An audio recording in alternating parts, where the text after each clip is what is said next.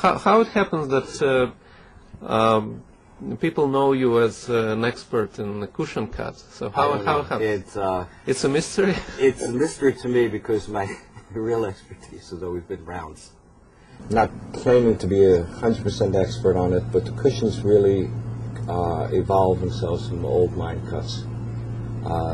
They tend to be squarish. They tend to have what we sometimes call chunky facets. So the facets are kind of large, and they have large culettes. The old miners, Europeans, stones had this kind of similar shape, but they were rounder. Someone came along and basically expanded a little bit. It became a very strong seller for estate pieces. Now, just jumping to the modern day cushion, the industry has recognized that there is a great demand for cushions in the marketplace right now, and they have produced variations of the cushions. Some are called cushion brilliants, and some are called cushion modified brilliants. The difference between the two that I like to explain to people is that a cushion brilliant is has a pavilion of either 4, 8, sometimes 10 facets. It disperses the light, or sends the brilliance of the diamond around the entire stone, much like a round stone is.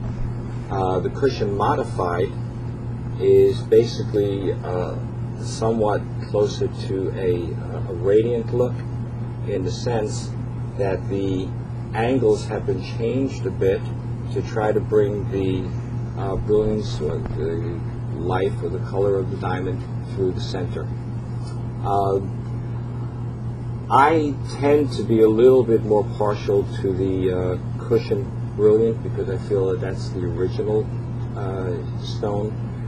I like that shape. I like a ratio which is very important to me of somewhere between 107 to about 112. The way that you can determine a ratio is you divide the length by the width.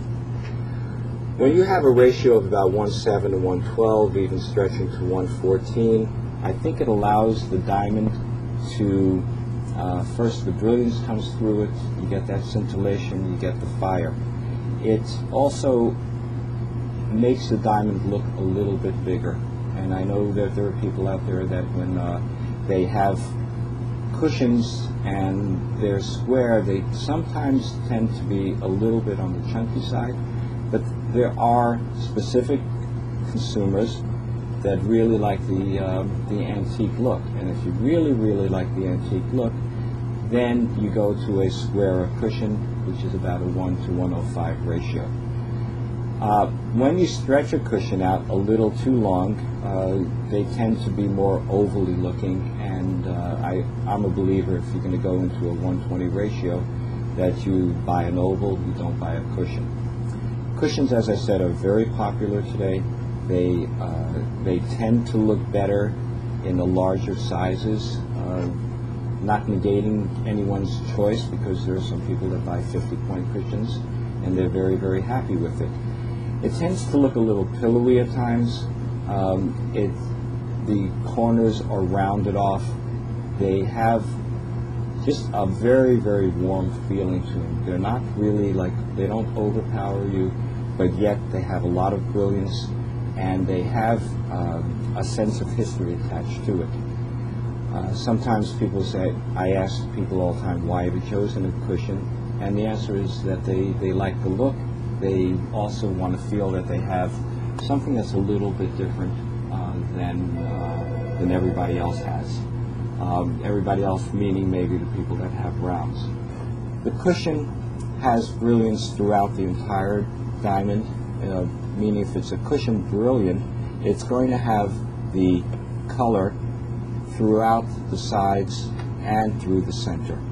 When it's cushion modified, what happens is the angles become a little bit steeper, and the color is drawn more towards the center of the diamond, because the cutters right in these sections, right along the edges, will leave the facets open. When they leave the facets open, the tendency is to bring the color more to the center of the diamond. There are people that like the modified, there are people that like the cushion. My job at times is to show both.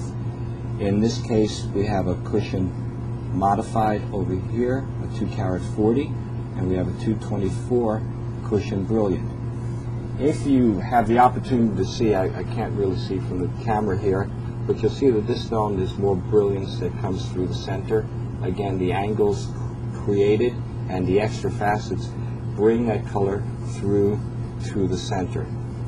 Some consumers that I've had here, they may not like it because it tends to look a little bit like crushed ice, shattered glass, and it sparkles a little bit different than the cushion brilliant. The cushion brilliant, because the facet arrangements are somewhat closer to the round, though not equal to, the color, if you can see, has more, the color is dispersed throughout the entire stone.